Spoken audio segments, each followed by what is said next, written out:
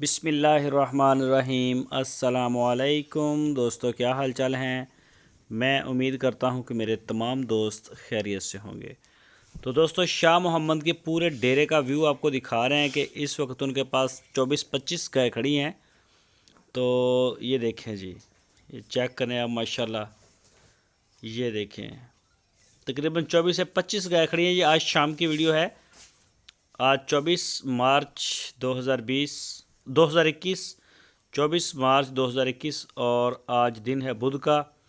तो अभी 6 गाय उनकी रास्ते में आ भी रही हैं। 6-7 गाय का डील हुई है इनकी, तो वो गाड़ी लेके इनके डेरे पे आ रही है, वो अलग हैं। ये 24-25 गाय एट टाइम खड़ी हैं और कुछ दूसरी जगह पे भी खड़ी हैं। ये देखें जी, ये इनकी मिल्किंग हो रही है। ये बच्चे भी हैं और ये गाय दूसरी सारी माशाल्लाह खड़ी हैं।